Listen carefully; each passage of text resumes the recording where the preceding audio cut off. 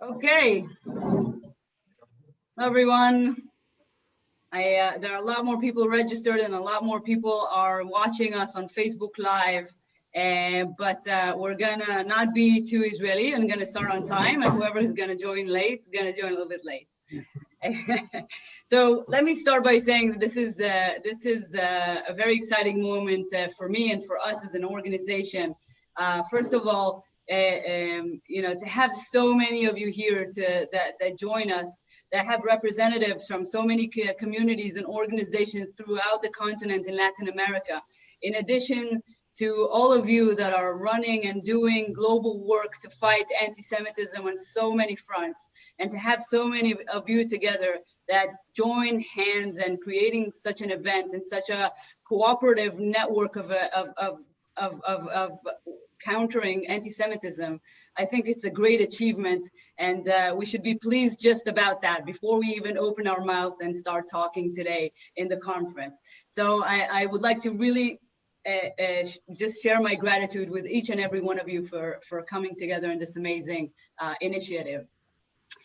Before we start, I want to share with everybody that we have a few days ago, we've launched a new podcast that you can find in audio and video. So on YouTube, on Apple Podcasts, Spotify, Amazon Music, everywhere that you usually listen to podcasts.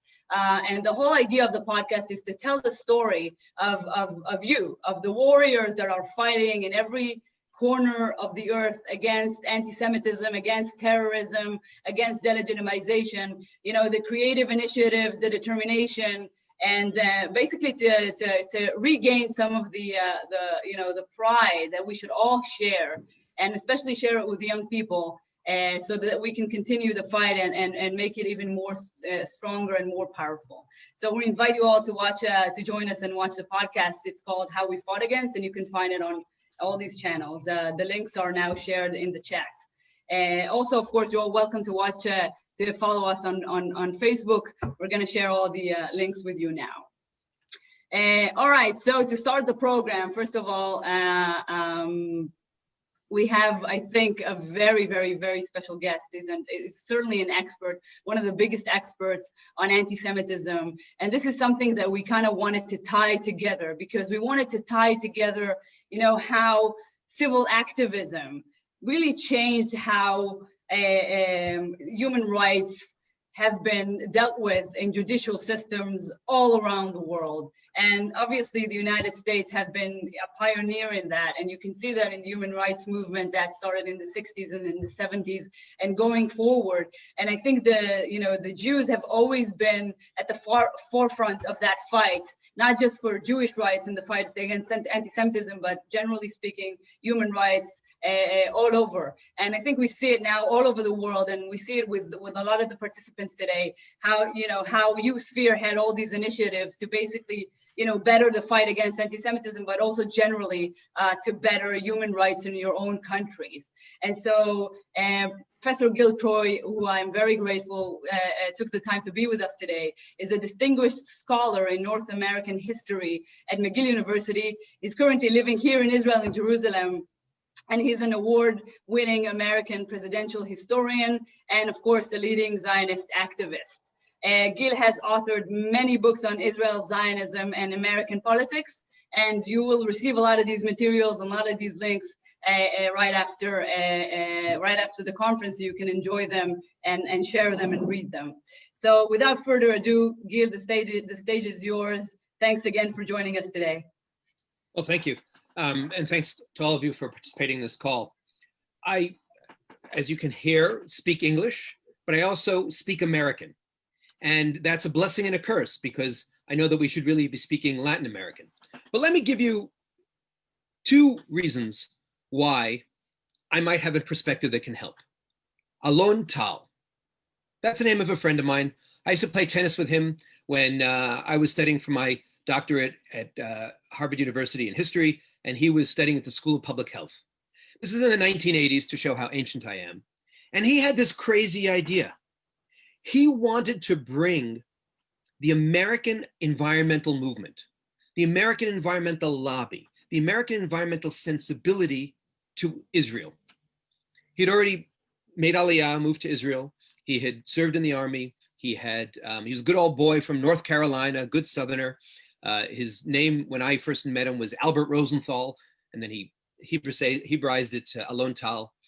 And he'd studied at Hebrew University Law School, and he said, now I'm at Harvard School of Public Health to learn about environmentalism, to learn about science, and I'm gonna bring back these techniques.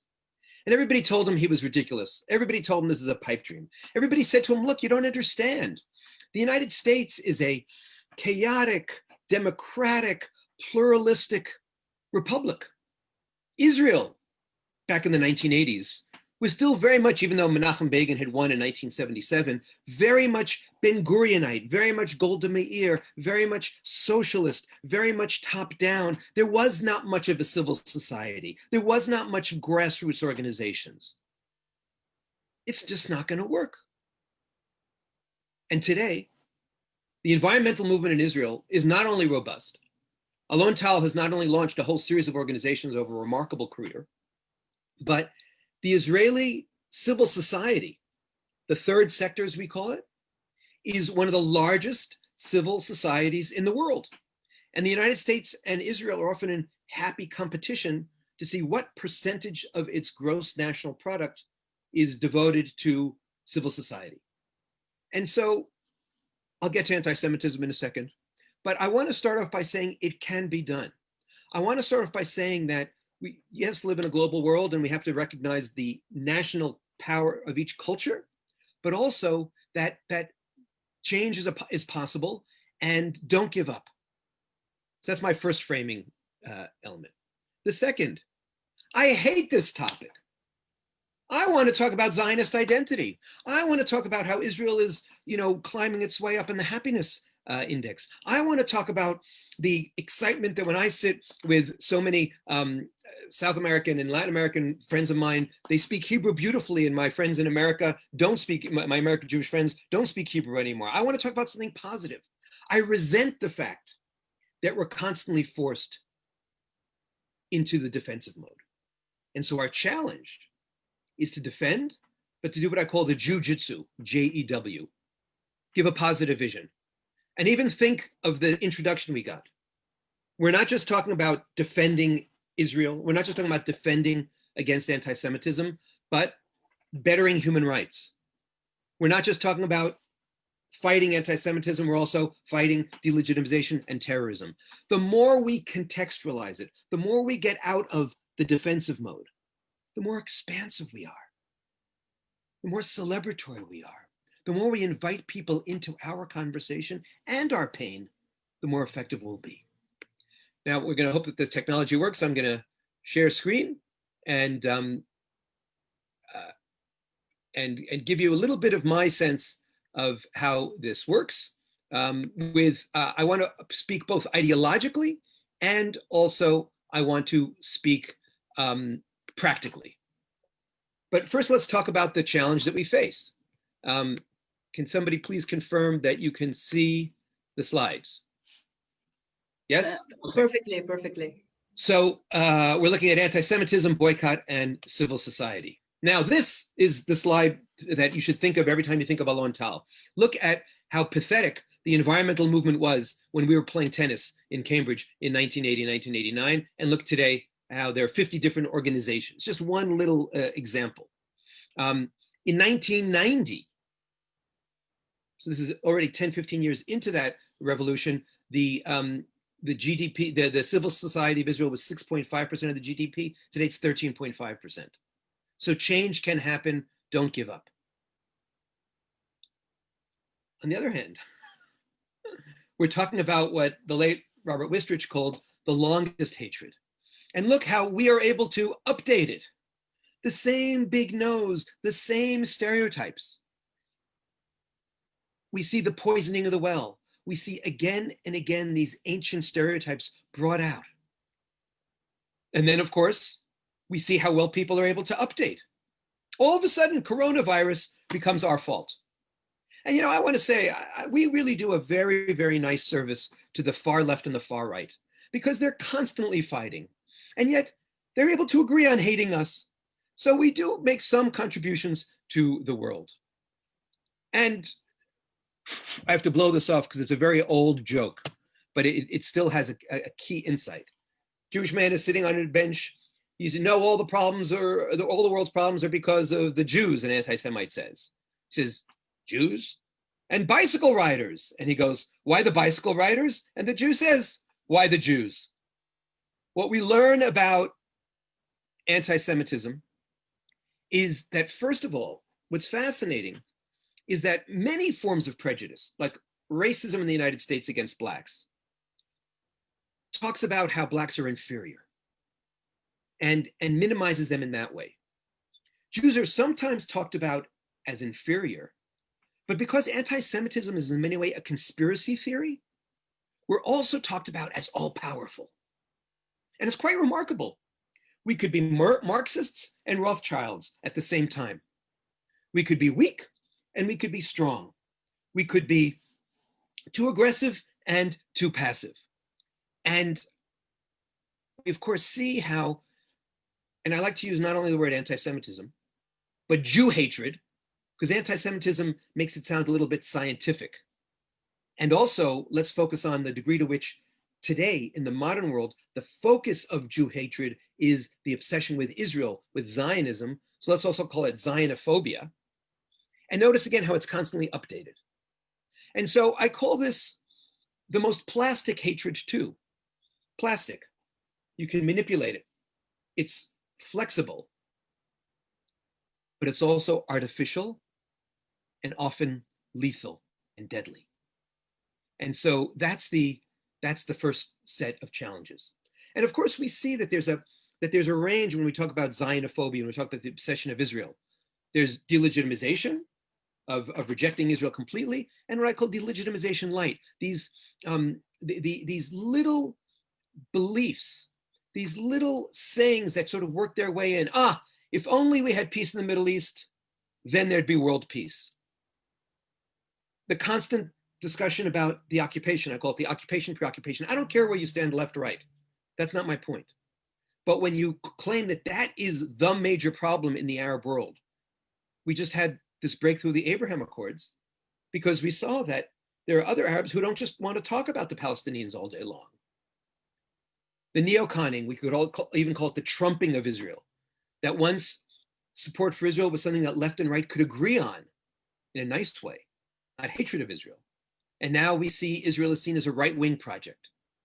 And of course, even as it becomes a source of division, we also told that we all say the same thing, that we all agree that if you're pro-Israel, you're somehow on the same page.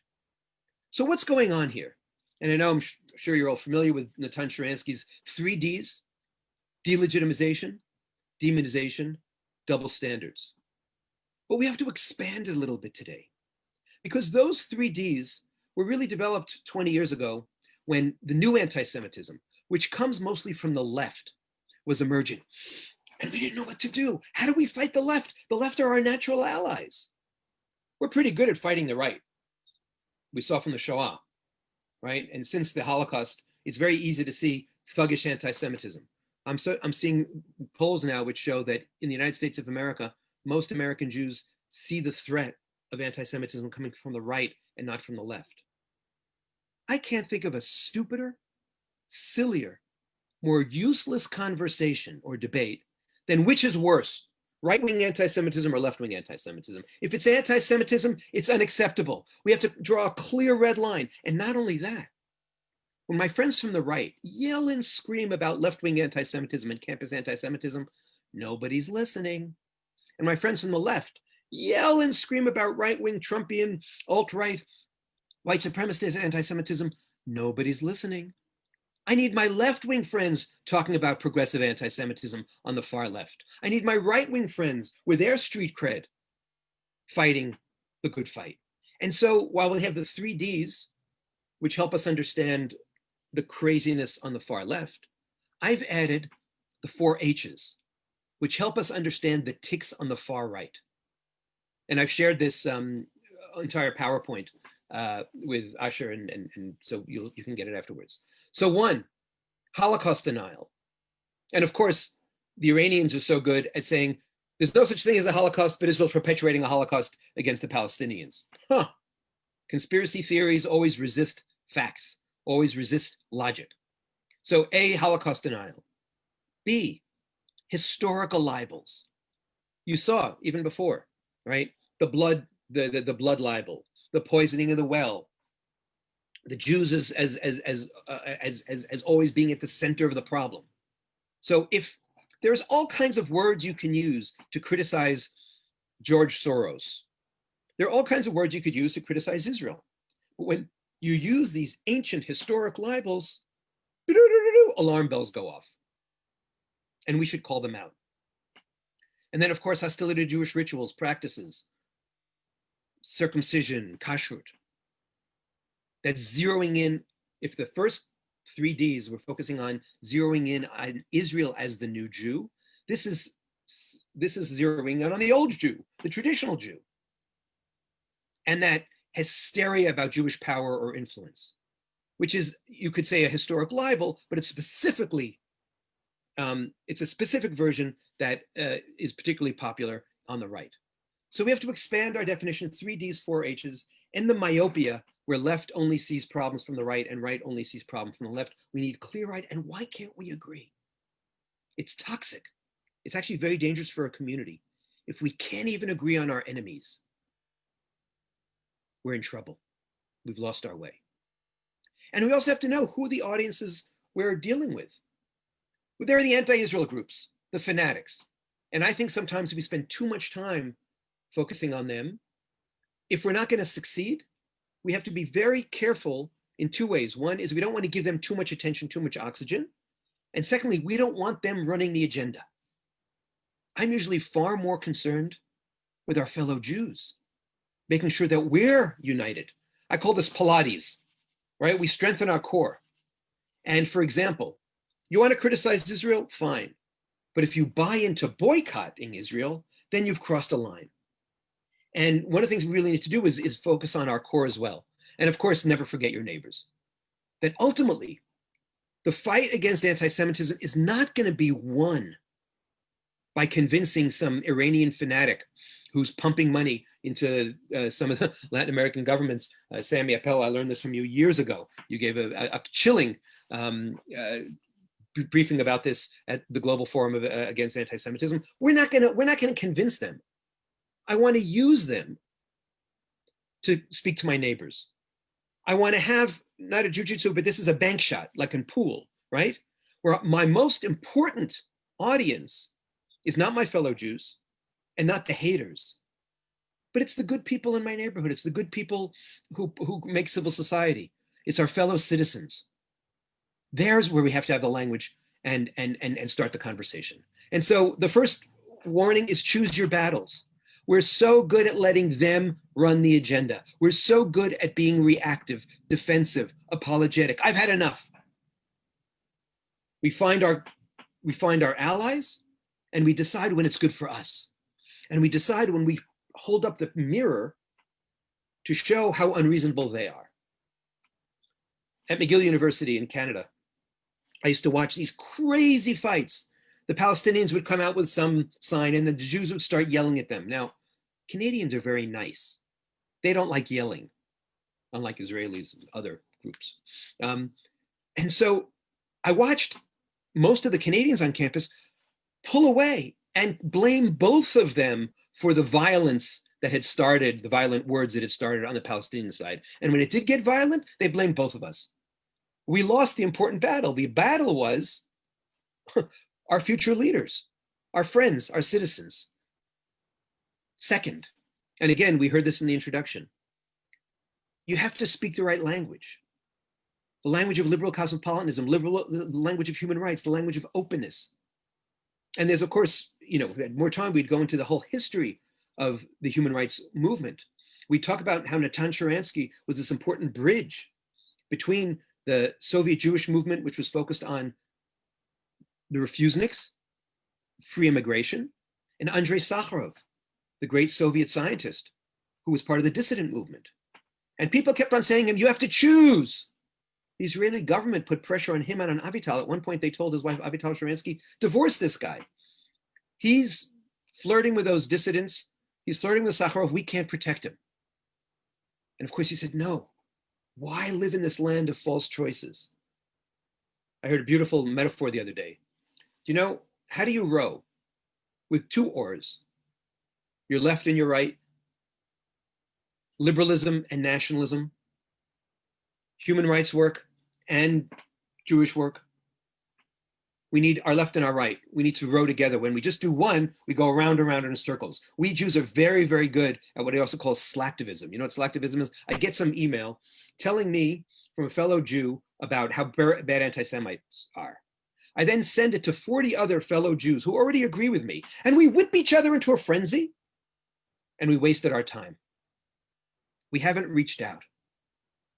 The great Canadian human rights activist Erwin Kotler has a rule. He says, find your 10 closest non-Jewish friends and have the conversation with them. Share the email with them. And if you need to, tailor it. You need to speak to them, speak their language. And this gets to a broader issue. In 1975, when the Zionism is racism lie, the blood libel, spread in the UN, a liberal Democrat, Daniel Patrick Moynihan, the US ambassador to the UN, stood up and he said, you know, everybody's saying what's wrong with Israel that it's being accused of racism. He said, I don't care about the accused, I care about the accuser. The accuser is someone like Idi Amin. The accuser is somebody like the terrorist Yasser Arafat. I smell the smell of totalitarianism in taking that keyword racism and applying it to Jews who suffered from the Holocaust, and to Israel when the fight between Israelis and Palestinians is a national fight, not a racial fight. What you're trying to do is South Africanize. You're trying to Nazify Israel and the Jews. And so he got up in 1975, it's only almost exactly 45 years ago, and he said, the terrible lie that Zionism is racism today will have terrible consequences. Why? Because we're going to look at the United Nations as a center of lies, not a center of truth or peacekeeping. Look what happened in the last 45 years. And even more, he said, we'll take this word racism, we'll take phrases like human rights, and we'll weaponize them. And if everybody I disagree with is racist, and we divide a world into good people and bad people and just throw that word around, we lose its meaning. We have to protect the meaning. And we have to use the language. People call it BDS, boycott, divestment, sanctions. When there was an attempt to apply BDS to the Toronto Film Festival, when there was an Israeli film going, initially people like Jane Fonda was told, will you join the boycott? She signed, because you always boycott the bad guys. But when they went back to her and said, do you realize that you're using this technique of blacklist, that you're demonizing, that you're slandering? She took her name off the petition. And she's from the far left. We need to use our language, not their language. We need to stop buying into their frameworks and start giving our frameworks. And with a light touch. This was a very controversial campaign because it's a little sexist, it's a little vulgar. I don't want to necessarily endorse this campaign, but I like the light touch. When we're just going around with our sourpusses and we look at Israel and Judaism and everything about us as a hunched brow and as a furrowed brow and a hunchback, we lose. Better to celebrate. Better to find something positive even while we're defending. Stop being so defensive. So we need Israel studies, we need Israel trips. We want to be pro-peace, but we also have to call out. And again, look at what we heard at the beginning: anti-Semitism, delegitimization, terrorism. Zero in on the actions of the Palestinians, on the actions of the Iranians, on how they are toxic and hurt us and hurt civil society. And look what Moynihan said. An issue of honor, of morality was put before us, and not all of us ran. Most will run. He was saying Henry Kissinger ran. Henry Kissinger, the Holocaust survivor, ran, and Daniel Patrick Moynihan, the Irish Catholic kid, stood up and fought back. And here's something very important. We cannot be hysterical. I look at this demonstration and I see people who hate Israel. I see people who are pro-peace in their terms, but I don't see anti-Semitic imagery. If I call that anti-Semitism, I've lost credibility. But now I start seeing some imagery about blood. I still won't call it anti-Semitism because it doesn't help me. I'm gonna have to spend paragraphs explaining the history and why. And unfortunately, there are so many examples where they simply go ugly. They can't spell properly. Jews are terrorists. The Nazification. Call out the simple cases. Now, sometimes you have to call out the complicated cases too, but start with start with clarity, because if we can fight with a line, we succeed. When we have to start fighting with paragraphs and position papers and big books, we lose. So no, not everything that's pro-Palestinian is anti-Semitic, but this is one of my favorite, I put in quotation marks, examples, when a few years ago during the Gaza flotilla, when they said things like, shut up, go back to Auschwitz. When I was called for defending Israel an oven dodger, because Jews jump out of the oven and because this guy had survived. When pennies are thrown at us. And that happens so often in the BDS movement. And when at McGill University, as soon as they start with a call for boycott, inevitably, we start seeing a rise in Jew hatred in tweets like, punch a Jew today, not a Zionist, punch a Jew. Then I've caught them. And again, I'm focusing on the accuser, not the accused. And I say, wait a minute, the burden is on you. My gay friends, my female friends, my African-American friends, they don't spend all this time worrying about, do I have the right to call out somebody for being sexist or homophobic or racist? They have to prove that they're not. The burden of proof is on them. And it's so important that we stop talking to one another and build coalitions and find those partners for civil society, for democracy, against terrorism. Sometimes it's particular ethnic groups which might have their own issues, and sometimes it's broader groups. And we need investigative journalists. Find the money, find the sources, expose. You name and shame the activists, right? And make sure that they worry that if they're ever going to get a job. In the age of Twitter, there are ways of doing things that you can really bring out people. But also, there are big issues going on underneath. We've got to call out the bad actors. And finally, and I'll start summing up now, so we can have a few moments for questions. I'm not asking for special treatment. I'm not saying, oh, we suffered in the Shoah, and that's why we have to build this infrastructure of civil society. That's why we have to fight back against boycott. I'm simply asking for equal rights. And we live in a world where so often we're told that you can't even have a microaggression. And we're talking out against Israel, macroaggressions. We're talking about intersectionality, where people say, okay, the oppressed should get together, but somehow Jews are blocked at the intersection.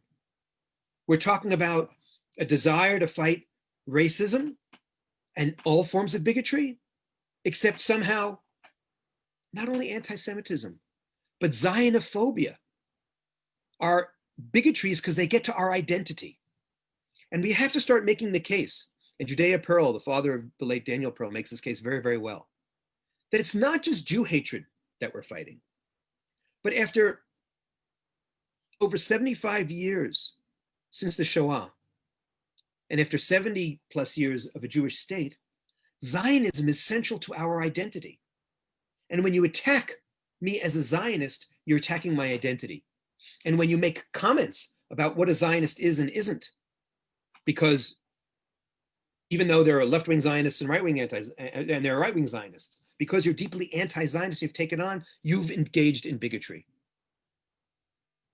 Zionism, at the end of the day, we have to remember what it is. It's basically the Jewish national movement of liberation. It says that we are a people, we have ties to a particular homeland, and the rights to establish a state on that land. You want to criticize Israel, fine. You negate that, you're negating my identity and my expression. And by the way, back in 1975, when this Zionism is racism argument burst out in the UN, the Jewish organizations were afraid to fight. And they called a rally in downtown Manhattan. And they called it a youth rally because they said, well, if it's a youth rally, if we only get 10,000 people, we can call it a success.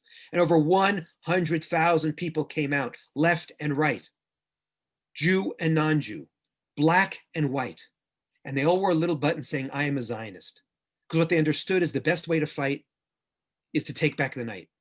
The best way to fight is to celebrate the positive. The best way to fight is to unite in a coalition for civil society, for democracy, against boycott, and against hatred. Thank you very much.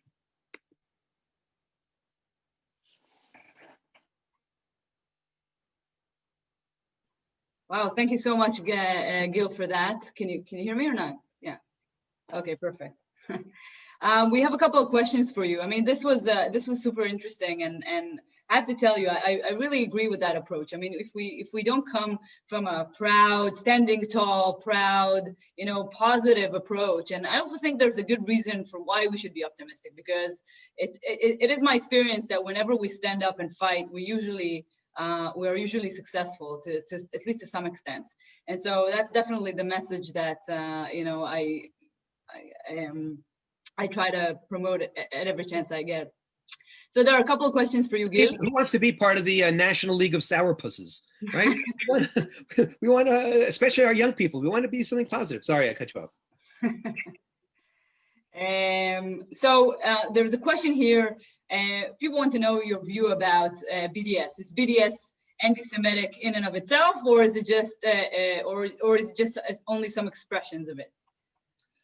So 3 things. 1, we spend a lot of time talking about this, and we should, but I often say, I want to put the burden on them.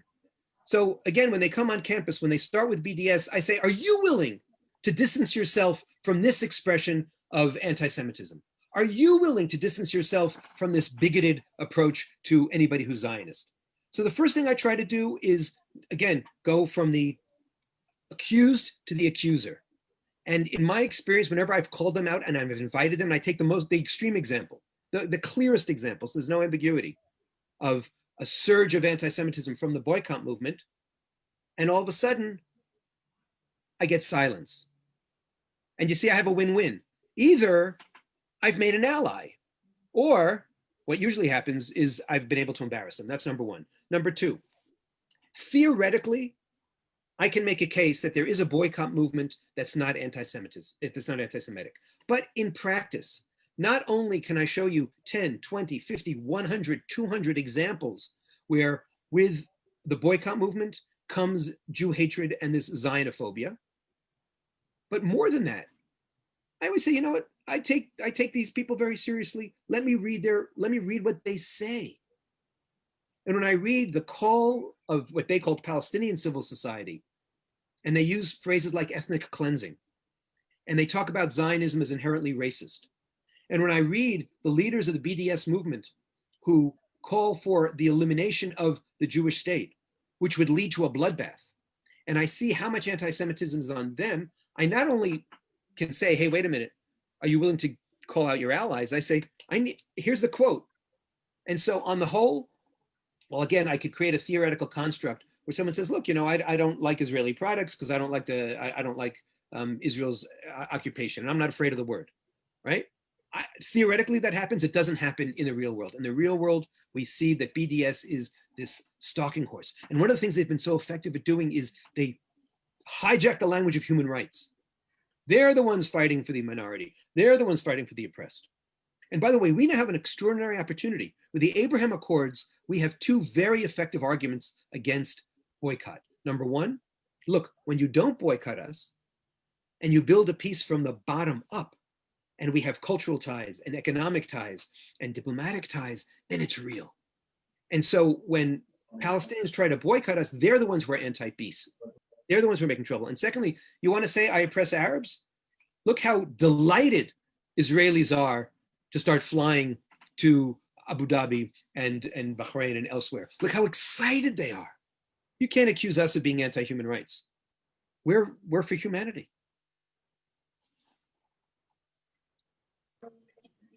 Yeah, I agree with that.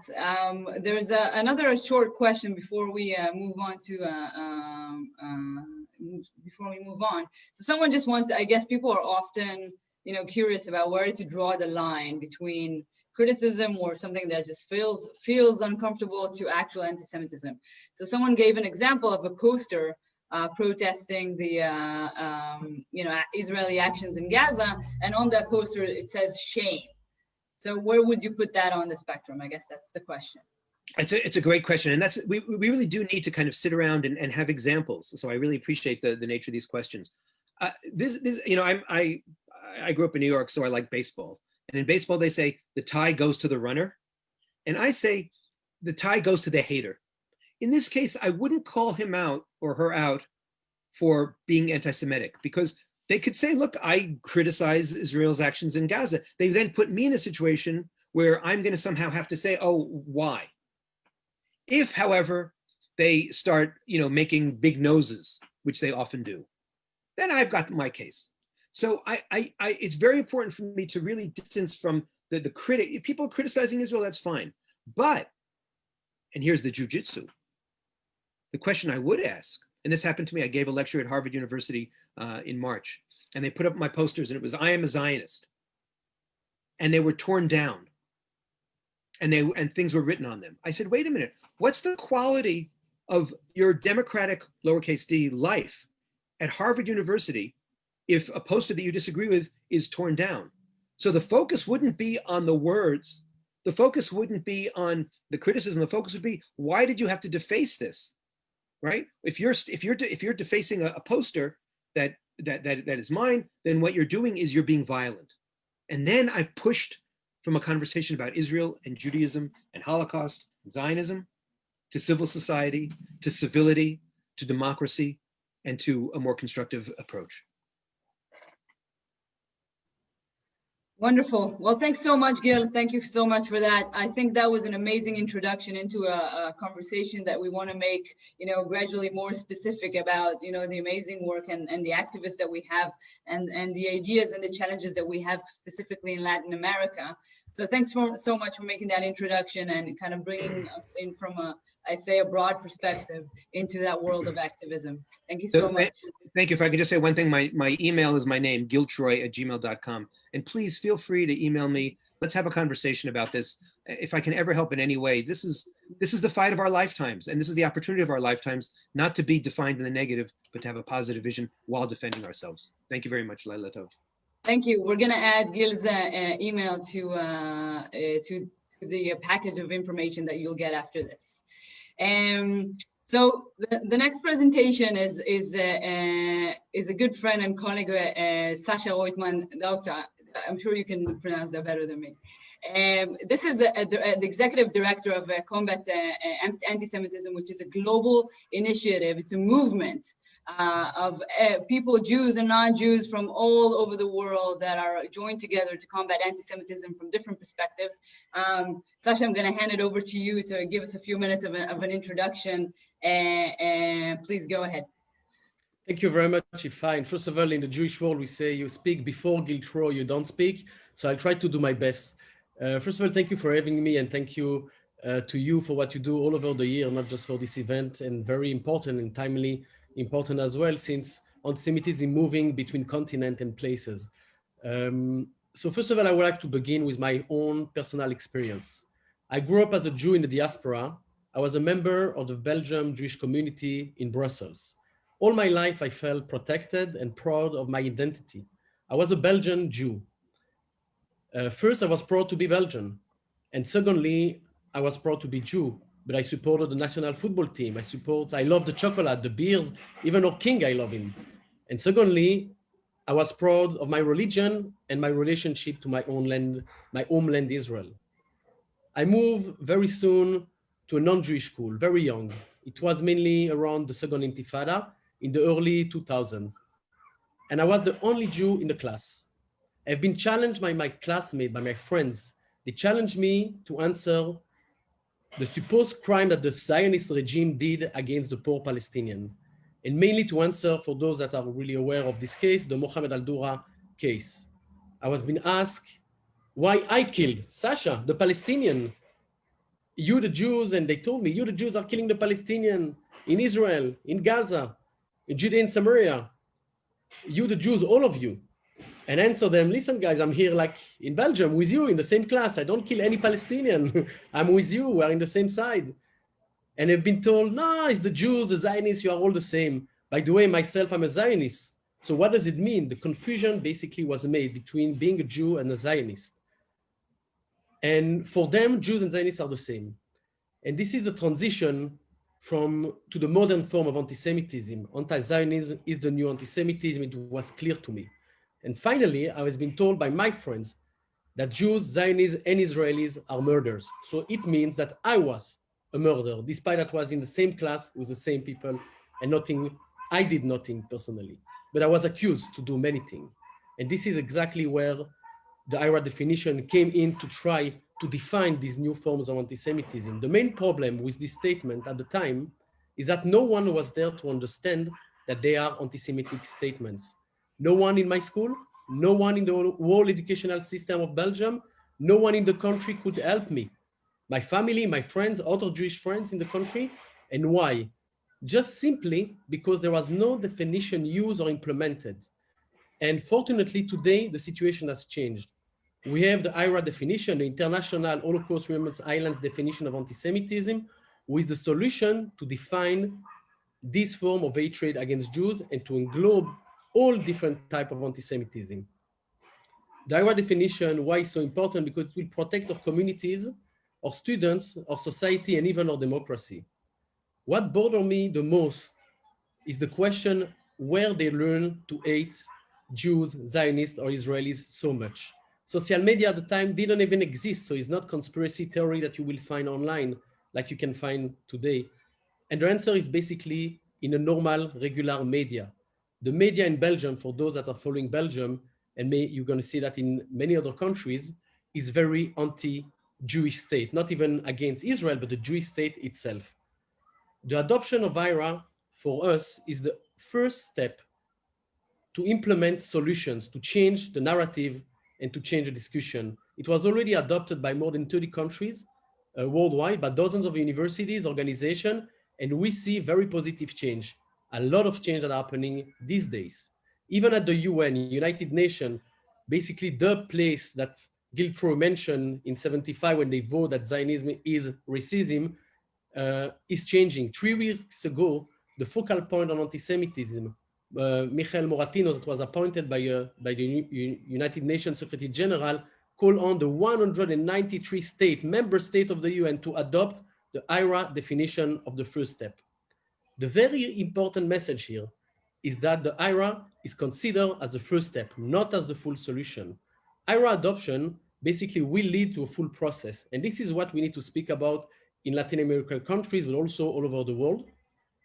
At CAM, Combat Anti-Semitic Movement, we believe in a 360-degree strategy based on a pyramid of the IRA adoption. It begins with understanding, adopting the definition, education, and law enforcement. These 3 layers should be executed under strong legislation. This is why the debate today under the umbrella of the International Legal Forum is critical, since legislation and legal implementation of them will decide whether a country, a city, or organization can fight anti-Semitism or not. Adoption doesn't mean, a non-legal adoption doesn't help anybody. So legal measures should be implemented to use the definition properly. Secondly, we need to look in 2 different levels. The fight against Jewish hatred as a global layer and as a local layer. Basically, locally should use global policies. They need to implement them. These past decades, we've seen immigration and the globality of the media make everything closer. The world is smaller than ever. COVID-19 proved it. Countries are not isolated anymore, and especially not from hatred and horrible ideologies. We saw this with ISIS all over the world. We see this today in the past, I will say 30 years in Latin America with Hezbollah present everywhere. And we see that with Jews hatred that is global, but has many local forms. Some places will see anti-Semitism coming from radical Islam. Other places will see anti-Semitism coming from the right or the left. In the last decade, social networks they really made anti-Semitism a global phenomenon all over the world. Internet and social network don't know boundaries, they don't know limits. And this is why, first, we're calling on the United Nations and then social media companies to use the IHRA definition to define different forms of anti-Semitism all over the world. Then we're going to be able to see local implementation. For this reason, really, the global standard should be defined on a global level and then implemented on local level. The IHRA definition was voted by 34 member states and is today the global policy that we need to look at to base our following step. Before concluding, as someone that I have visited Latin America a few times, in Argentina, Brazil, in Guatemala, Central America, also in Mexico and other places, the situation in these countries is not bad as it is in Europe and United States. This is why you have an advantage as leader of Jewish communities in Latin America to deal with prevention, while in Europe and United States, we are dealing with managing a big crisis. And we reacted too late. I hope Latin America will not get to the same situation than these two continents and will react in advance. So please, as leaders of Latin American Jewish communities, look at Europe and make sure to not let Jews unprotected like I was. Push all your government to adopt IHRA like Argentina did, and make sure it is not empty statement. They need to have an implementation plan that is related to legal decision and to legislation. Finally, at CAM, we are working on a very important initiative that I invite all of you to join. And I would be glad to share very soon, it's a bit too early, more details. We are building a global network of mayors from all over the world that will exchange best practices on how to deal with anti-Semitism in local level, how they can implement in their municipalities different programs and ideas. Basically, the mayors control the schools, the police, the university, the sport club, and they can impact thousands around the world. So we're looking forward to work with all of you together. And I hope that we're going to enjoy this program. And thank you very much to IFAT for all the work that you do over the year. Thanks so much, Sasha. This was great. And again, we will share the information package after the conference, so you can also reach out to Sasha and to combat anti-Semitism, and of course to join the global fight against anti-Semitism that they're leading in their channels. Okay, so I think now we're reaching what I feel is the main event, because it's a panel of great, amazing people, activists from different countries, all from Latin America, all experts, all leaders, and we're going to have an interesting, I think, a fascinating debate on the different ideas and initiatives that they have been working on. So I'm going to run really fast and kind of mention everyone by name and title. So first one is a good friend of mine, Ariel Gulblang, from the Simon Wiesenthal Center in Latin America. He's based in Buenos Aires. Next is Sami Appel. He's the Director of Interfaith Relations for Hatzad Hasheni, and also a research fellow for ISGAP. Angel Mas, the president of ACOM from Spain, an amazing leading pro-Israeli lobby in Spain. Andrea Weiner, who's from the Brazilian Jewish community, from CONIB, and a criminal defense attorney in Brazil. Last but not least, Marisa Brailan from DAIA. She was involved in many cases, a brilliant lawyer and a representative of the community there. So thank you so much, everyone, for coming, for joining. It's a pleasure to have you. It's a pleasure to see you. So welcome. All right, so I've prepared a lot of questions, and I think there's a lot to talk about. So let's dive right in, okay? So Ariel, I'm gonna start with you, and I think that, you know, this story specifically is one of the most impressive stories I've heard, and I hear a lot of stories, because what you have done is what we're basically pushing a lot of people to do over the last couple of years, and you've decided that the fact that Argentina have not yet back then adopted the IHRA definition officially is not going to stop you, because you figured that Argentina is a member of IHRA, and this is why they should abide by the rules of IHRA and by the IHRA definition, and you went after a local university in Buenos Aires. How did you do that? What was the idea? I mean, can you share that with us, please? Okay, thank you very much. I'm very glad to be with you all and share about this. During May 2019, we denounced two anti-Semitic situations taking place in the National University of Cuyo, city of Mendoza, west of Argentina by the Andes, near Chile. One professor of social studies was teaching with the most classic anti-Semitic arguments. Jews kill God, and Jews are the Damocles sword of the humanity, and that. The second was a lady journalist who has a program at the university radio, and she discussed on Twitter with a national representative who is a Jew, and uses all the anti-Zionist new arguments. She said that he is a genocidal, that the world gave Palestine territory, despite it was already a country, to the Jews to create Israel, because after the Holocaust, no one knew what to do with them. Her Twitter account has the name of the university on it.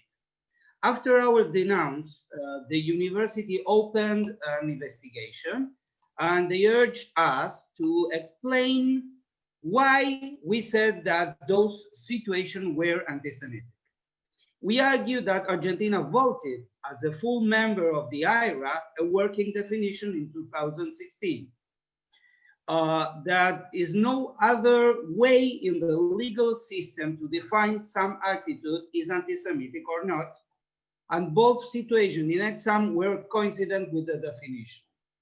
In November last year, before the beginning of a new class of this professor called From Versailles to Gaza, saying that all what happened in Europe and in the world since First World War was because of the Jews, the university announced its resolution. They accept our argument, and was not a judge resolution, but administrative. They ordered that the professor will not give this kind of classes in this university, and the journalist has to change her user on Twitter. After that, this last June 4, Argentina adopted the definition, and 1 month later, this university adopted the definition as well, and was the first university in Latin America to adopt the definition. So, I mean, can you hear me or not? I lost you for a second. Yeah, perfect. Ah, okay, perfect. Well, I think, you know, Ariel, and we've discussed this before, I think your theory is absolutely right. And I don't necessarily think, of course, it is stronger if the country adopted the resolution and the province adopted the resolution and the city adopted the resolution and the university adopted the resolution. But I don't necessarily think, and you showed us this example of why it's not necessarily you know, something that has to be done in order for us to use the definition as a very well accepted international tool of interpretation. And I think that's the approach that you took, you know, should be an inspiration for everyone. We think that it's the only international standard nowadays that says when something is anti-Semitic and when not. So we think that this is the key we have to use. Even your country has not adopted the definition. So our new campaign is focused in that all of the other countries, even not part of the IRA, has to adopt the definition. And every institution has to adopt it. And the institution has to adopt the definition because it's the only way to make a non-binding definition binding. Because with the adoption, they are binding with the definition. Yes. Angel, I want to turn to you. I know that you know, we don't have you for the rest of the night, unfortunately. But I have to say about Angel, I mean, Acum, I think you guys are one of the most impressive pro-activist organizations, especially in Europe. and your work in Spain have turned and prevented dozens of municipal resolutions supporting BDS over the years, and we also were fortunate enough to cooperate with you on some issues in the past, and you guys have been great about it. So I think there's a lot to be learned from this experience, and we will be happy if you can share with us your strategy on, because we know that there was a similar case also in Chile, and there was an amazing decision over there that really kind of, we thought, this, if anything resembles the Hanukkah miracle of making the impossible, I think that was that resolution in Chile. So please share with us. Yeah, first of all, thank you very much. Second, unfortunately, I cannot claim myself to be Latin American only by adoption, but let's leave it at Latin. So I'm 50% represented here. Second, I wanted to make a precision before Sasha mentioned, talking about miracles of Hanukkah. A miracle is seen an anti-Semite under the definition of IRA, such as Moratinos, turning into a big defender of IHRA definition, which is nothing but a miracle. We obviously object strongly to a person that has been demonizing, criminalizing the state of Israel in his public life, being nominated to defend the Jews in the world against anti-Semitism from the UN. Having said that, our role in Spain has been probably to identify that progressive, not sudden, but progressive process that we suffered in Spain of the campaign from the political parties now in power in Spain to exclude, to discriminate Jews. And we always say it's about discrimination of Jews. This is not about Israel. This is not about Israeli companies and Israeli citizens. That in itself would be anti-Semitic, in our opinion, but it's about anybody that supports the Jewish state. And that happened through, as these guys entered into public office, into local institutions, local governments, they adopted these BDS resolutions, and they declared their areas free of Israeli apartheid.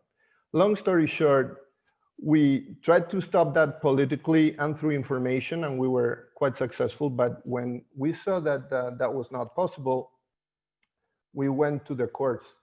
And we went to the courts because if you live in a democracy, and we are blessed to live in a democracy, we believe also in the rule of law and in the protection of civil rights. And it was the civil rights of the Jews being attacked, but as it was mentioned before, when you attack the civil rights of the Jews, you are attacking all citizens' civil rights. Again, long story short, the courts protected us on two grounds. One was simply on what powers, what delegated authority a local authority or any authority has. If you're affecting international trade, if you're affecting basic liberties and freedom, you cannot legislate on that if you don't have that power. But the second and most important was on the basis of, as I say, fundamental rights. And the fundamental rights are very, very simple. If the governments or any institution in this country cannot discriminate anybody on the basis of race, on the basis of gender, on the basis of beliefs, or on the basis of national origin. That's our Constitution, Article 14. So promoting the fact that somebody would be penalized for their national origin, among other things, or religion or race, would be unconstitutional. So we won so far 76 cases. We have lost none. We have, been helped by many organizations such as the International Legal Forum and others. I agree with the point before that IHRA is essential. And it is essential because the courts here struggle to define what an anti-Semitic behavior and anti-Semitic act is. Our penal system says that anti-Semitism is illegal. But when we are asked a judge what anti-Semitism is, he cannot he cannot describe it. So the adoption of IHRA with its examples, even if it's only declarative, will help with that. And most importantly, will help them with two things that are very, very important. One is going after the people that promote these behaviors. If you're promoting BDS and BDS is anti-Semitic, then promoting hatred should be penalized. There should be personal responsibilities. Second, the funding of those activities. You cannot fund activities that are illegal. And if anti-Semitism is illegal and BDS portrays traits of anti-Semitic behaviors, then funding of anti-Semitic activities, which BDS is, should be legal. And we know that all the money that supports BDS in Spain and in Europe is public money.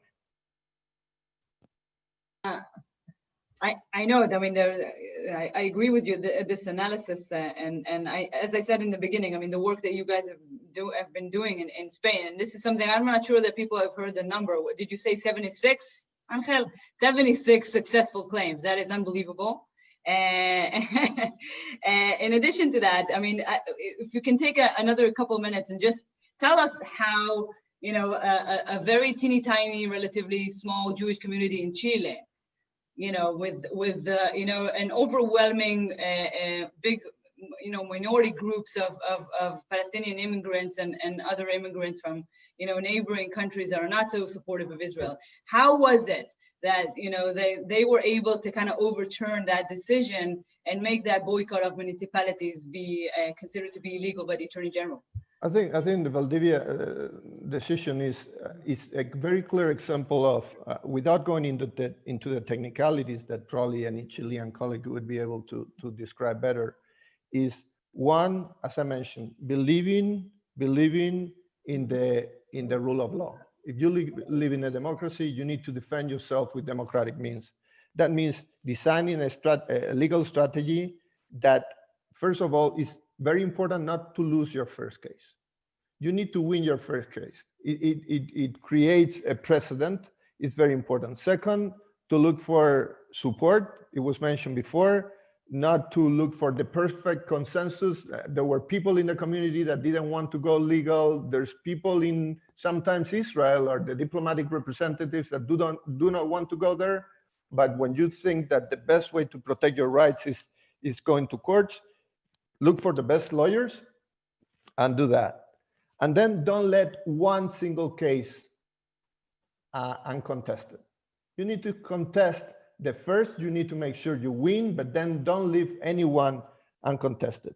I think the next step for Chile, for Spain, and for everywhere is to move from defense to offense. Because we cannot defend ourselves. It's like, you know, we say in Spanish, covering the sun with your finger. They will come from many different angles. So at some point, we need to put the burden on them to defend themselves because they are promoting anti-Semitism and they are doing that with public money. That's the next step for everybody. Wonderful. I want to, you know, switch right now just to Brazil, and I think Andrea, we were discussing a problem that exists in Brazil, and I think exists everywhere. And I think it also touches on what Angel just said, and that you know, people don't understand anti-Semitism. I mean, it's not just people; it's also people who are supposed to be the professionals who deal with it, meaning judges and law enforcement agents. And people just don't understand. You know, they don't understand what anti-Semitism is like, what you know, how to deal with it, how to identify it.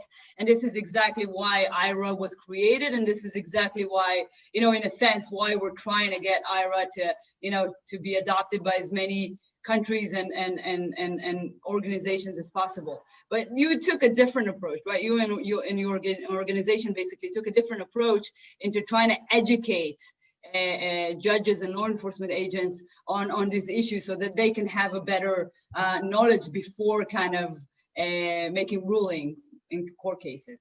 So please tell us about that approach. Sure. First of all, thank you, IFA, the International Legal Forum, for the opportunity to be here sharing our experience. I would also like to thank Ariel, my friend, who suggested that I talk a little bit about our experience today. And yes, of course, we have here in Brazil judges and prosecutors that are committed with fighting racism in general and also in fighting anti-Semitism. But it is a fact that many of our prosecutors and judges don't know, they lack basic knowledge and even sensitivity in some cases on what constitutes hate speech in general, and especially what constitutes anti-Semitism. And the interesting thing is that we have a few Supreme Court rulings here that are very favorable for us, that are very important. For instance, the Supreme Court here in Brazil already ruled that it is a crime of discrimination against the Jewish people to deny the Holocaust, because it is equivalent, this conduct is equivalent as inciting discrimination against Jews. So we have this ruling, but many judges and many prosecutors don't even know about it.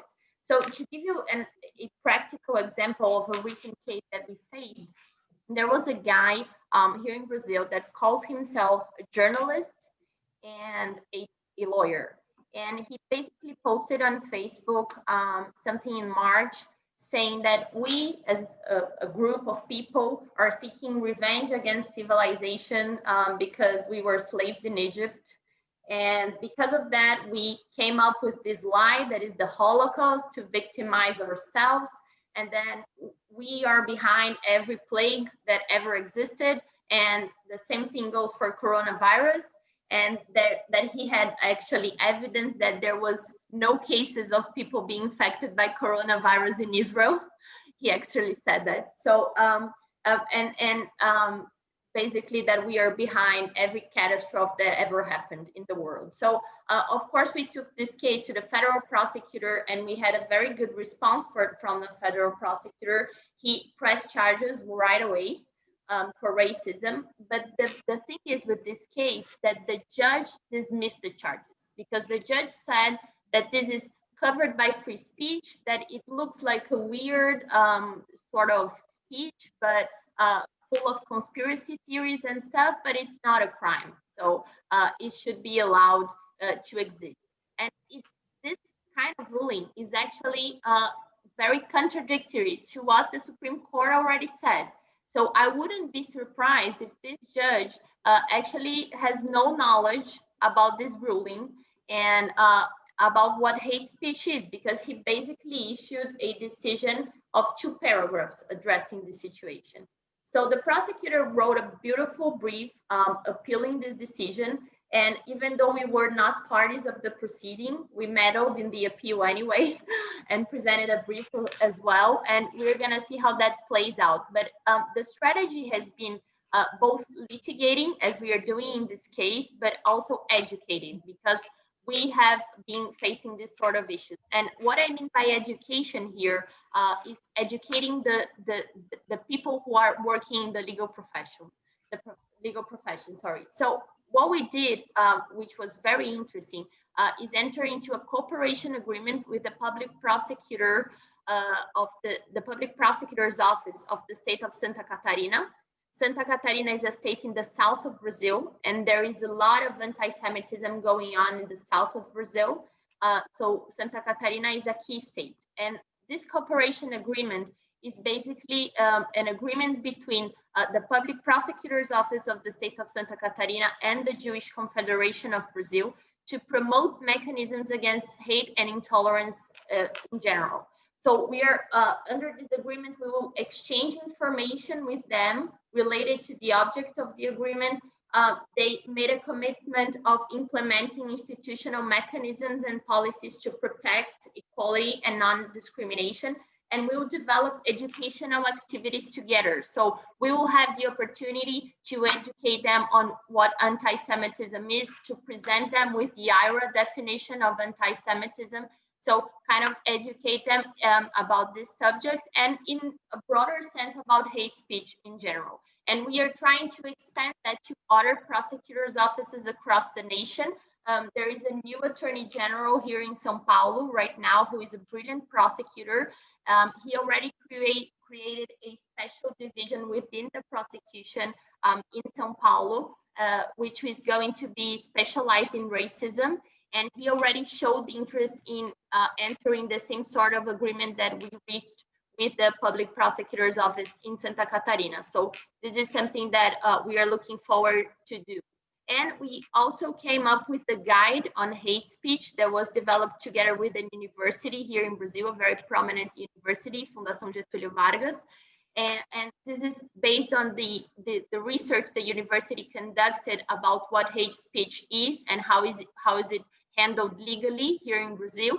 And we came up with a chart that helps anyone to identify if something that they're facing is hate speech or not, and to evaluate it and to come up with the correct legal action based on that. So it's very easy to understand, and we are trying to reach as much as we can the public prosecutors, judges, and everyone who works in the legal profession to broadcast this guide. And there's a book coming up on this subject as well. That's really impressive, and Andrea, I think, you know, obviously you don't have the same laws as other countries in the continent, but I think the idea and the method of how to reach out and what was, you know, put into those booklets that you've prepared can maybe be prepared for other countries, and you can kind of duplicate that achievement. I mean, that would be amazing. Perfect. Yeah. Yeah, we actually translated the guide to English and Spanish because it can be used in other countries for sure. So if you can, send it to us and we'll share it with everybody. And of course, we can think about how to take it and use it also in other places around the world. That's really impressive. And I'm going to take 10 seconds to divert from the subject just to say Mazal Tov, happy birthday to Marcos Pekel, who's here on the line, because I think he's responsible to a lot of us meeting last year in Colombia in the conference for Atzad Hasheni and the Colombian Jewish community. So I just want to say Mazal Tov and happy birthday because I see he's on the line. I want to switch to something that I find to be fascinating. And Sami, there's a challenge that I know that a lot of people are dealing with in the United States, but this is something very major who is potentially a game changer also in Latin America, or maybe even especially in Latin America. And that is basically building the bridges of groups working together, interfaith groups or intersectionality, as they like to call it on the progressive left. But I know you've been very, very active on building those bridges between communities in Latin America. And you have some incredible stories of how those bridges kind of gained incredible achievements. So I would love it if you could share your strategy and how you see that. Why do you think it's so important? Maybe you share a couple of examples with us. Thank you, Yifa. I'm honored to be in the company of Andrea, Ariel, Angel, and Marisa. I mean, I love you guys. I mean, everybody's doing an amazing job. I met all of them. Only Andrea I haven't met personally, but soon I will. Anyway, we are in mortal combat. I mean, we have to understand that. I mean, this is combat. This is not just a little skirmish. This is not just a little threat that we face. We're facing mortal combat. Now, if I am in combat and I feel like I'm alone, if somebody comes and stands next to me and says, brother, I am here to help you, well, I'm not going to question their motives. He's just helping me. His or her is helping me. This is a case that I have found many times, and I have many examples. I can talk all day on this about the evangelicals. Of course, not all the evangelicals like Israel, not all are pro-Israel, and not all love the Jews either. But in general, and that's what I'm talking in general. This whole thing, this journey started for me in 2004 with the very first Global Forum to Combat Anti-Semitism convened by Natan Sharansky in Jerusalem. He actually said, and that was one of the mandates that from that Global Forum, he says, go out and find some allies because we are very few and we need people to stand with us. Okay, so I've been doing this for 15 years, trying to build, like you said, the bridges and coalitions, and some of them have been quite successful. no, you don't always have success, but sometimes you do, and that's very gratifying. I'll just give you a couple of examples because, well, anyway, I mean, if you want to, in the relation with the evangelicals, I mean, if you want to go philosophical and you want to go religious, you can, but that's not the point here. But even if you were to do that, I mean, their motives, if you're going to question the motives are actually based on the Bible, the same Bible that we read. Okay, and they say, well, we are for Israel because in the Bible says that the Jews have to gather back in Israel so the Messiah would come. Well, I mean, it's the same Bible we read. I mean, we're also waiting for the Messiah. So we don't really have, we're not really that far away, you know, on that aspect. But that's not what I wanted to specify today. In 2016, July 16, 17, and 18, precisely to coincide with a commemoration of the AMIA bombing, okay, we had our very first global forum to combat anti-Semitism in Latin America. And it was sponsored by the Israeli government, the Ministry of Foreign Affairs and the Ministry of Strategic Affairs at that time. But it was not a Jewish event. 35% of the attendants were evangelicals that came from 20 different countries to learn from us and us to learn from them. I'll give you two examples because I don't have that much time. For example, one example, Gerardo Amarilla. Remember that name, it's important, okay? I know Ariel is saying that, he knows him. He knows what I'm talking about. Gerardo Amarilla, in 2016, when he attended our global forum in Buenos Aires, he was the president of the Congress of Uruguay. So he was a very important guy. He was an evangelical. He is an evangelical.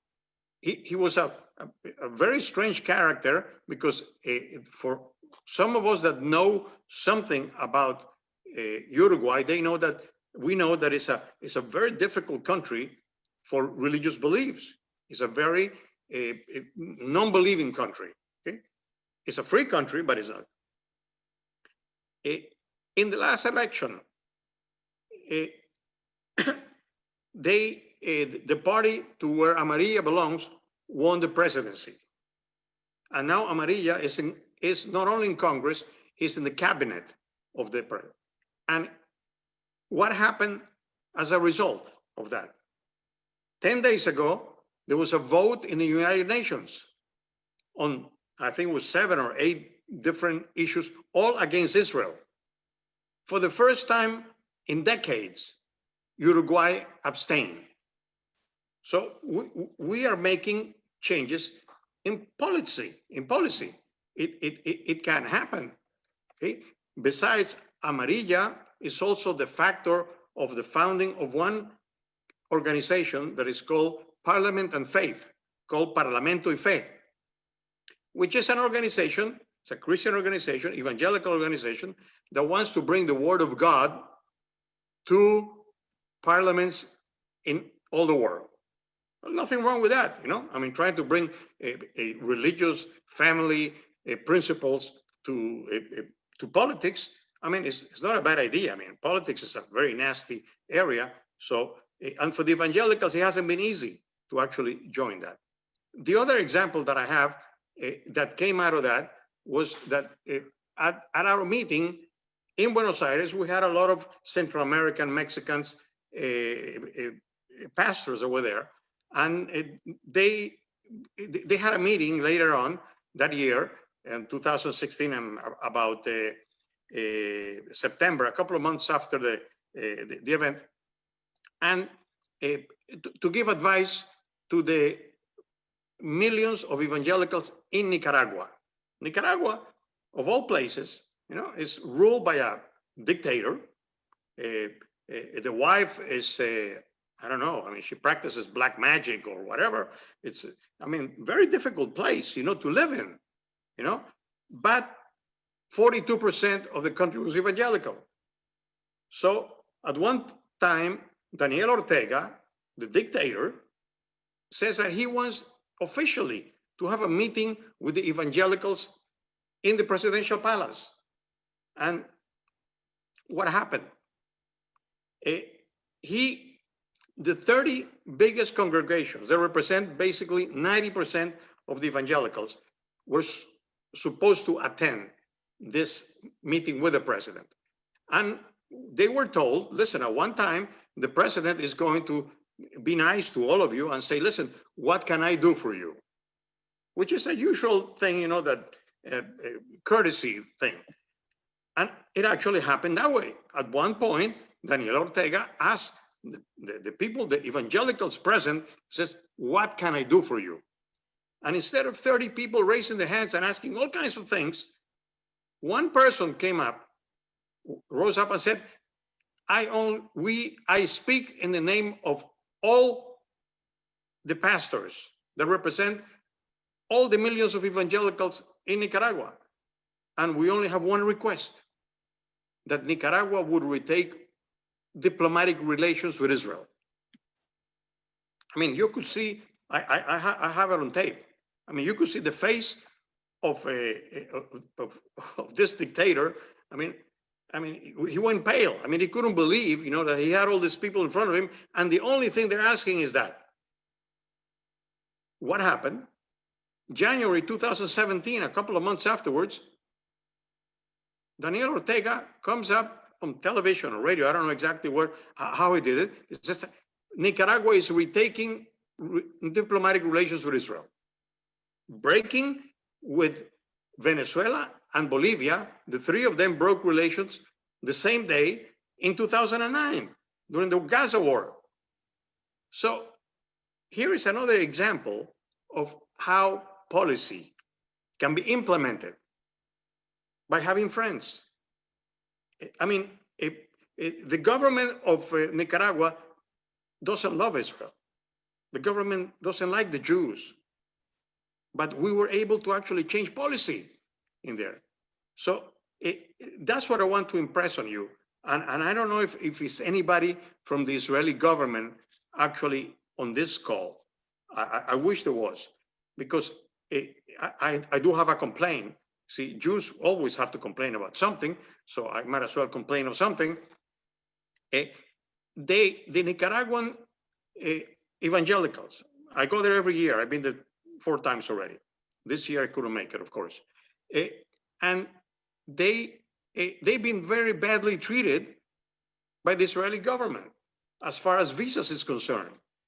Instead of giving them, the only thing they want is to save. I've met people there that have been saving for 10 years. For 10 years, they've been saving $5, $10, $20 a month to be able to go to Israel. That's all they want to do. And then when they go to try to get a visa, they got to jump through hoops to actually get it. Now, that is not correct. I mean, so I beg the Israeli government, try to correct this. I mean, you got some people that really went up on a limb to help you, okay? To change policy in a whole country, not only Guatemala, Honduras, even El Salvador. They're actually changing the thing. Guatemala moved the embassy to Jerusalem. All this was done because of evangelicals. So we have to take them into consideration. We have to continue building alliances with them, work with them. I know that most communities actually have working relationship with evangelical groups in their respective countries. And I hope they continue building on that. And remember, I mean, we don't have to embrace them. It's not a thing, and many people criticize us. I get criticized all the time. Says, what are you doing with the evangelicals?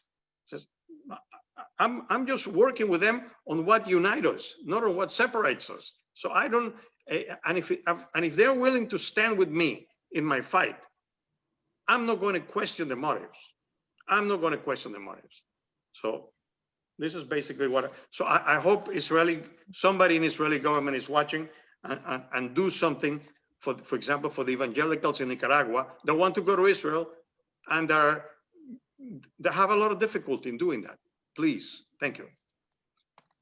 Thank you, Sami. This is a fascinating topic. And Andrea, I want to get back to you in a little bit. I just want to go to Marisa first, but I think Brazil is, you have a huge population of Christians, and so I'm wondering what you guys are planning or how you see that.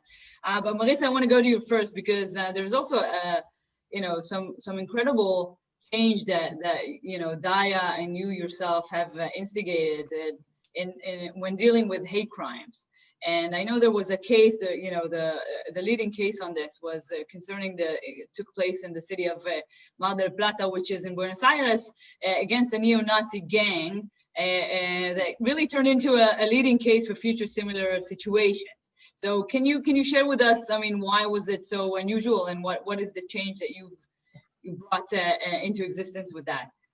Well, thank you very much for this opportunity to share with you our information, our worries, and I hope to receive more strategies for going on struggling against anti-Semitism. Well, first of all, I want to tell you that Daya has a report on anti-Semitism in Argentina. We've been doing this for the last almost 30 years. Every day we show how our society behaves to Jewish community. So we've been doing this not only from the legal point of view, of course, but from the sociological point of view, and at the same time, as Andrea was telling us before, from the educational point of view, because together with the report, we use it, the book, the report, we use it as a tool for explaining, understanding, knowing how many claims we receive every year, why, what kind of discourse they use. Well, a lot of analysis we make for understanding how our country behave to this community. Well, we had 2 bombs attacks. We are a very big and important community in Latin America, and we are very active, a lot of communities, but Daya is a political representation, and together with a lot of organizations, we are combating, as Sami said before, it is an everyday combat, really not a paranoid combat, but it's an everyday combat against this kind of speeches. And in the case I am going to refer now, not only speeches, but a very brutal, a very heavy attack in Mar del Plata. Mar del Plata is a very important city in Buenos Aires for going for holidays. In Spanish, it is called La Feliz. La Feliz means the happy one. So imagine the contradiction in this case, that it happened in La Feliz. It was in 2015, a violent group, very violent group, called Black Flag, imagine. The name was in English. They were anti-system in general. I always say that if you are against Jewish, you are against women, you are against gays, you are against some political ideologies. It is altogether a way of thinking, because of course we do not fight only against anti-Semitism. We fight against any kind of discrimination, because we understand that from diversity we can find the legitimacy from the others to fight also our fight. The same as Sami also was saying before. Well, so what was proved and why it is so important this case? Because it was the first time that it was possible in 3 years, in Argentina, 3 years for our courts is not so much time. We don't know up to date what happened in AMIA, imagine 26 years later or more, no? See, 26 years. Well, so what could be proved by using our rules, okay? It was proved that they used Nazi symbols, that they hated sexual orientation, gender, political ideology, injuries, beatings with very big elements against people. It was really, imagine a kind of a Gestapo attack in Mar del Plata, okay? And damage, of course, to public and private properties. So it could be proved that it was an organization that was moved by hate to do all the things they did. So today, after 3 days, the leader, now they are all in jail, okay? They are all in jail. The leader received 9.5 years for being in jail, and the others different quantity of years. It depends on the responsibilities they could prove.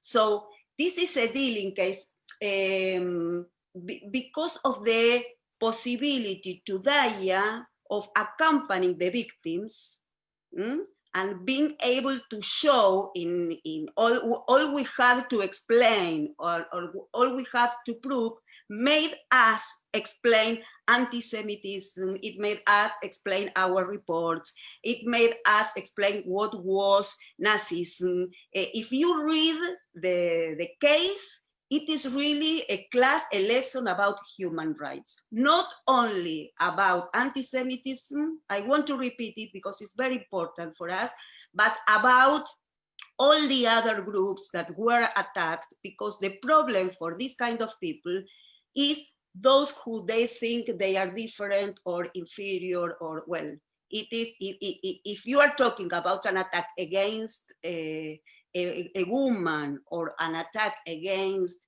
I don't know, a gay person, you are talking also about Hitler. You are also talking about hate discourse. And of course, again, education is our best prevention. We work with militaries, we work with policemen, we work in the courts. We try to understand it as a transversal problem, and not only when the Jewish community is the victim, but also in every case. Perfect, really interesting. I want to open now for a discussion, but before we open for a discussion, Sami, I know you wanted to add a comment. Am I right? Yes, I wanted to comment on something that Andrea said. Andrea mentioned Santa Catarina. I've been there, and I've been to Gramado, which is right next to Santa Catarina.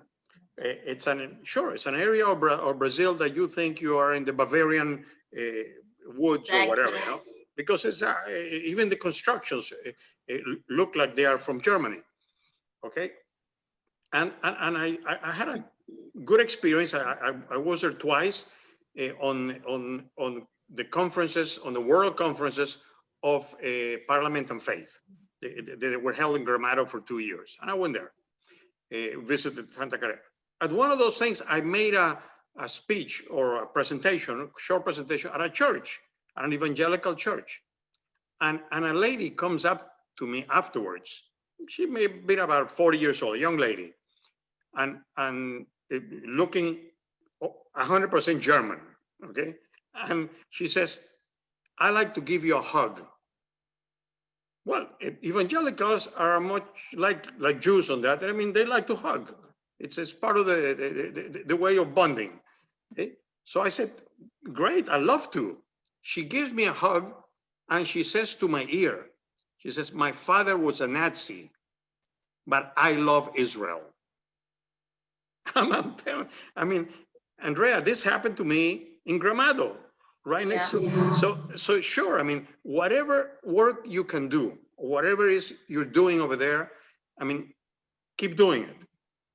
Keep doing it, because it's important, because obviously in that area there's a lot of things happening that that we could actually combat, like I said before, and Marisa agrees with me, okay, we are in combat. So as long as we all agree that we are in combat, we'll be okay, because combat mode makes you be very aware, makes you even actually makes you more intelligent, because when you're fighting for your life, you get to be more intelligent.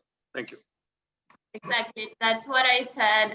That's why I said that Santa Catarina is a key state for us, because as you mentioned, the post-war era generated a scenario in which many Germans and members of the Nazi party escaped to Brazil and to Argentina. So we have many occurrences and instances of anti-Semitism there. So it's a tricky region for us to work with. So the issue that I wanted to discuss was the IRA definition, the IRA working definition of anti-Semitism. So Argentina is, I think the first one in Latin America was Uruguay, if I'm not mistaken. Then Argentina, I don't know if there was a third country. But I know that in Argentina, you started a wave of universities and cities and establishments and the Football Association and quite impressive. But I think, first of all, I'm hoping that we can make that infectious, like the pandemic spread in other countries and beyond just Argentina and Uruguay. Like, I think Brazil is key in that essence. But Ariel, what's the strategy? As I told first, our strategy is to make a non-binding definition binding. If every institution adopt this definition, they cannot say they don't know what it is. One example, one big success was getting the Football Association adopting the definition. After the Premier League and the Borussia Dortmund is the first one that adopted the definition. Because of the pandemic, because of the corona, before this, one player, the Football Association adopted the definition.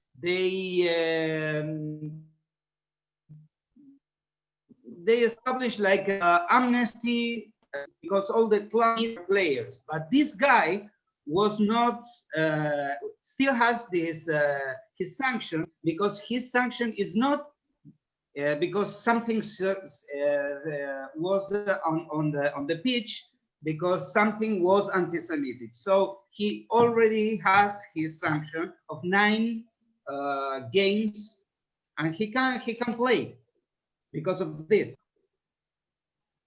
Was one of the examples, and this happened last week. We lost you a little bit over Marisa, there. I cannot listen to you very well, Ariel, but what I want to say that every day during all the pandemic, I received messages from Ariel adding a new organization in the list. It really was a handmade job, really every day, and we laugh each other because it is something that happens every day. And well, really, it is a good metaphor to call it a new pandemia, those positive pandemias, and it is difficult, really. It isn't. It is only to have the intention and to work a lot, as Ariel does, and to make others feel that if they don't do that, they are in fault. This is a way, and of course we had a lot of situations that the definition helped us a lot to make the people understand what is happening. We are having a lot of problems at universities because of anti-Zionism, all the kind of books they recommend to pupils. It is really very hard. And using this the definition and saying to them that the public university have adopted the definition, for us is really a very important tool. You know that Ariel started sending me the same emails. And so we have an update, an email that goes out to the entire network of lawyers that we have. So every day he sends me a new, so I said, we're sending out the update in a few days, but every time we had to postpone it to update. So eventually we had to decide what will be in there because it was too much. But Andrea, what about Brazil? Andrea, Sammy, Marisa, Ariel, what about what's going to happen with Brazil or other countries in Latin America? What do you think? Yeah, we are working here in the same strategy as Ariel was talking about, in making something that is not binding. We are still not a member of IRA as a country. I heard we were close to entering, but lately no effective result came out yet. But we have some opportunities, regardless of the country being a member of IRA or not. We have some opportunities to work on that. So there's a new bill in Congress that was actually brought by a congressman that is someone who is not traditionally connected or worried about the Jewish community. So it was something somewhat surprising, but interesting for us. This guy is proposing some alterations in our racism law and the inclusion of some specific crimes regarding denial of the Holocaust and the publication of content that may cause discrimination, for instance, of Hitler's book, which is still a very big deal for us here because we haven't been able through legal action to reduce the sale or to make it an obligation to sell the book with a commentary or some kind of warning or something of that kind. So this bill is an opportunity for us to try to push the IRA definition into the legislation. It's something very recent. It's going through, go through all the paths in Congress. Of course, we're going to follow up on that, but it's a very good opportunity for us to try to put at least something of the IRA definition into our law. And this is a criminal law. So if we are successful, we're going to have something of the IRA definition in our criminal law, which would be wonderful. Yeah, that would be the leading case of the world. 10 days ago, we got a new document from the OAS, Organization of American States Secretary General, that he says, together with the Simon Wiesenthal Center, he urged all Latin American countries and the Caribbean countries to adopt the definition to get the Jewish community protected, and to legislate, to educate, and eventually to punish. Can I do a question? Make a question to Andrea. Little. Go for it. It's a discussion. Answer it in only 2 minutes. But what about Bolsonaro with the Jewish community? Well, this is a tricky question. I have to be careful with my answer. But if you want to answer, if you want, of course. What I can tell you is that he's evangelical. So, of course, he is more, how can I say it? He's supporting Israel and he's building a closer relationship between Brazil and Israel because I actually think because of his background as someone who is evangelical, and we have a huge evangelical community here in Brazil. As Sammy was saying, they are very close and they admire the Jewish community a lot. But we also have some problems with Bolsonaro's team. For example, there was a case, I think in April or maybe in the beginning of the year, in which his Secretary of Culture launched a program to develop the arts in Brazil. And he recorded a video to do that. And this video was a copy of a Nazi speech by Goebbels. It was an exact copy.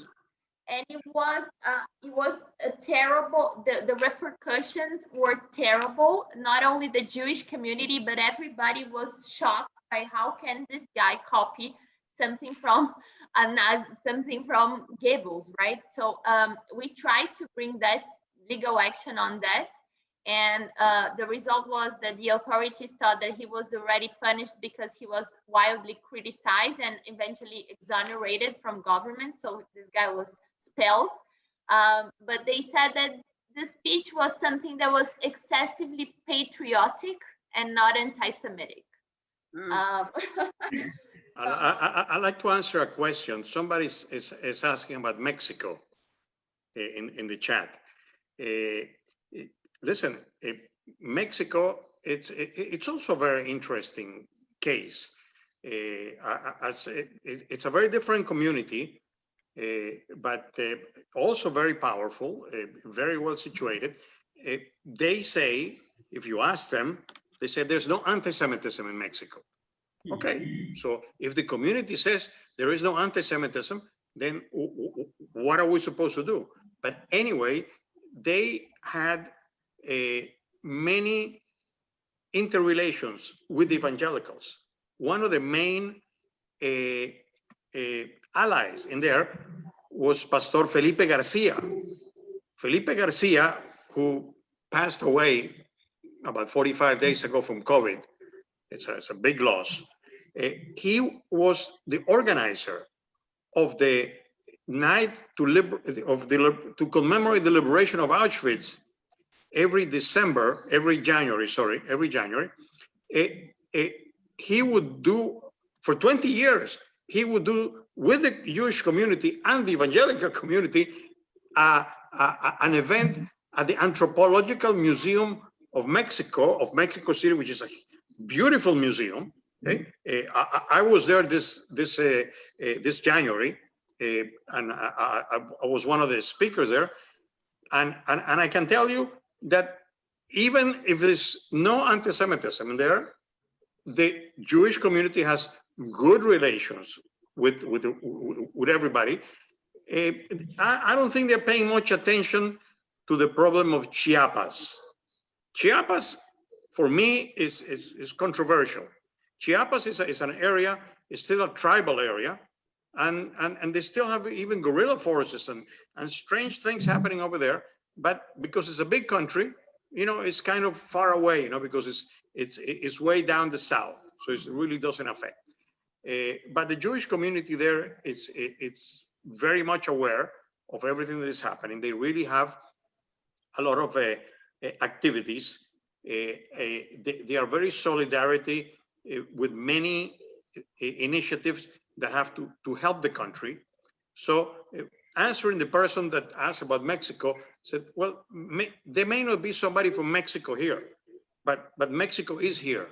Mexico is part of this coalition of Jewish institutions and communities that we work together, and we share a lot of things that we learn. We do a lot of sharing with Mexico, and Mexico is very active. Every time we have a meeting, Marisa was there in Israel last year in the meeting of the Tel Aviv University, and Mexico sent one of the main persons to the meeting. So Mexico is here to answer your question. Thank you.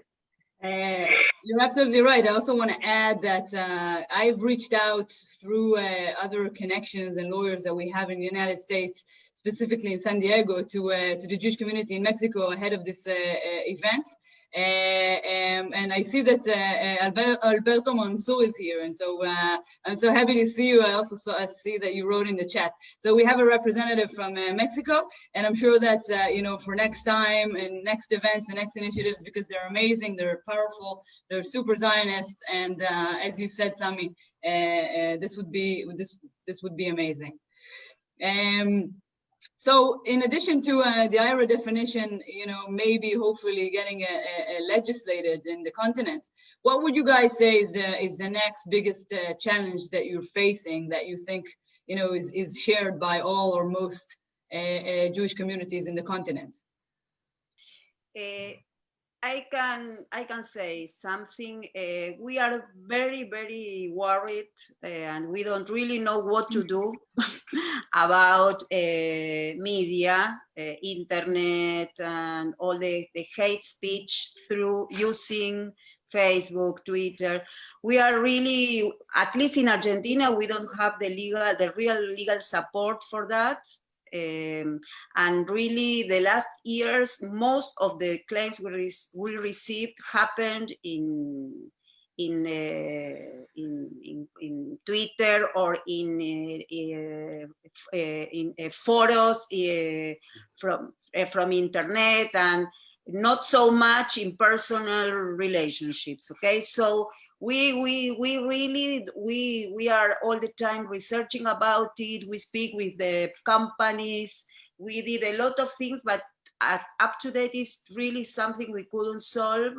And it is the way we are communicating. You cannot imagine how during the pandemic, the anti-Semitism increased a lot. Not only against Jewish, also against women and other groups.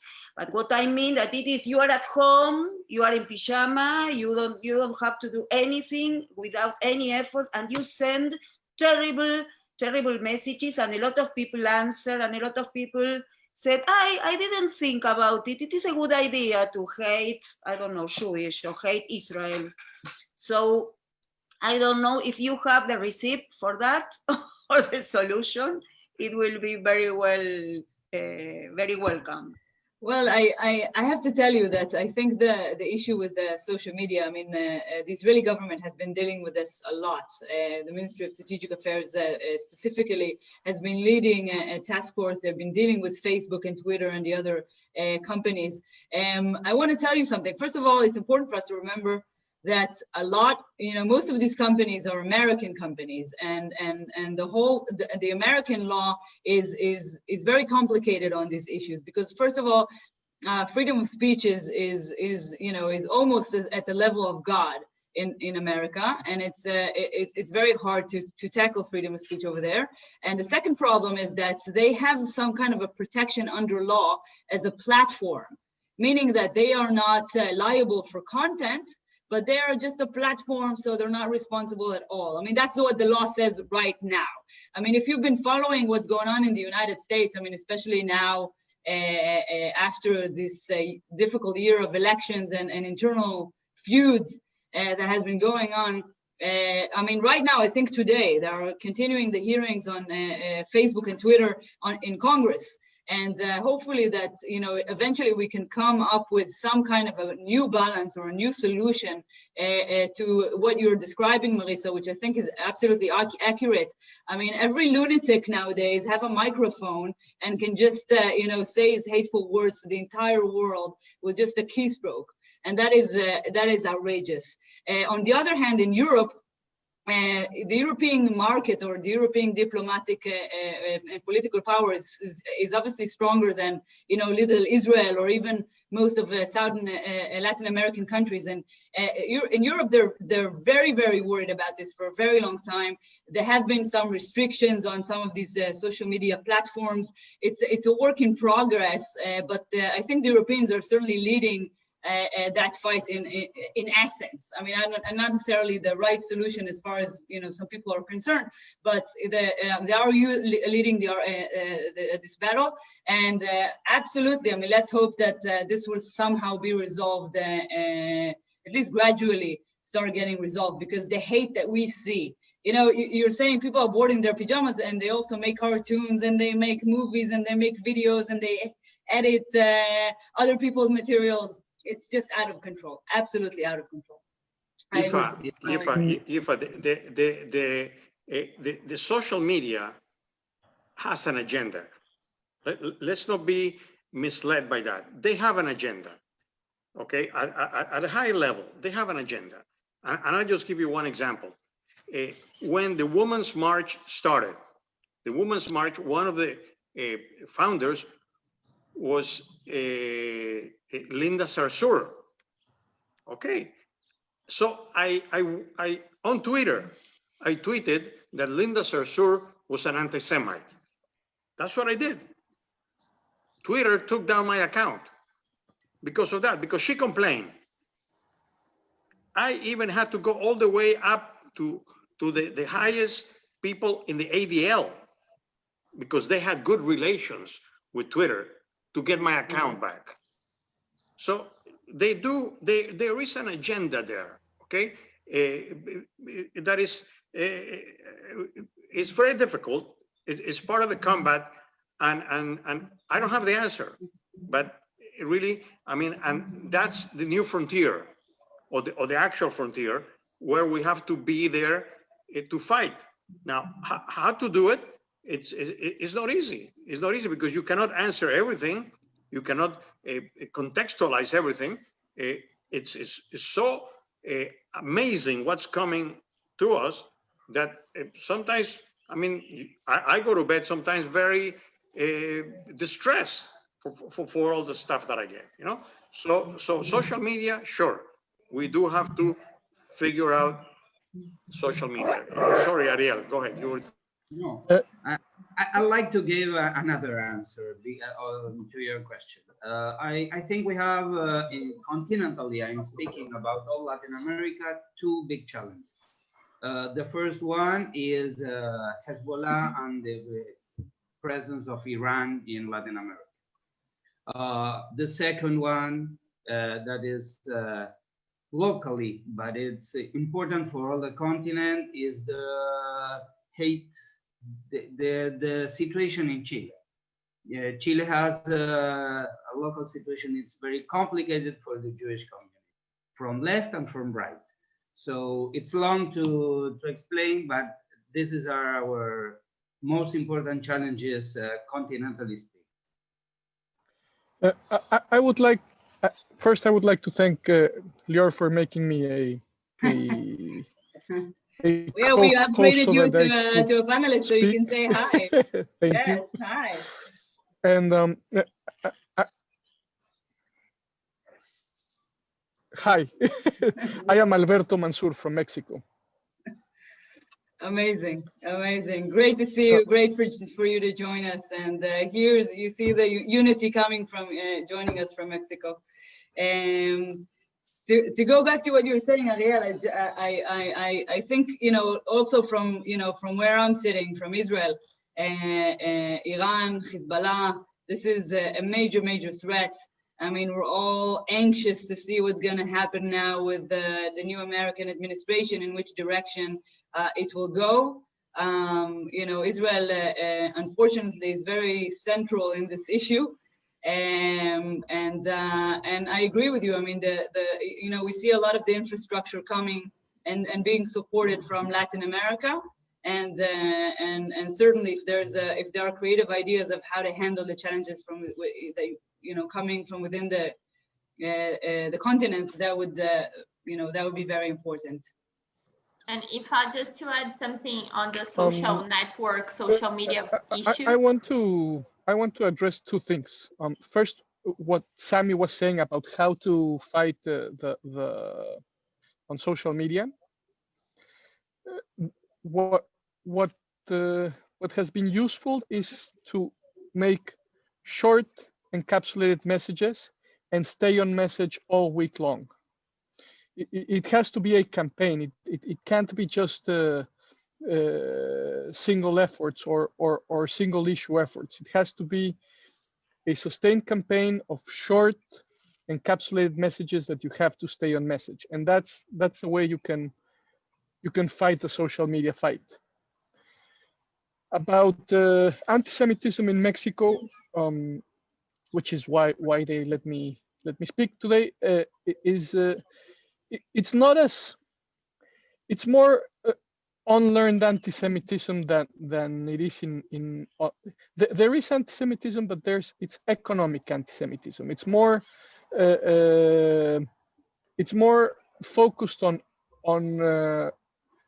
the economic accomplishments of the Jewish community in Mexico, and the old sauce about how we control all the money and how we we are the old money lender saw and that kind of anti-Semitism, but we don't have violent, virulent anti-Semitism.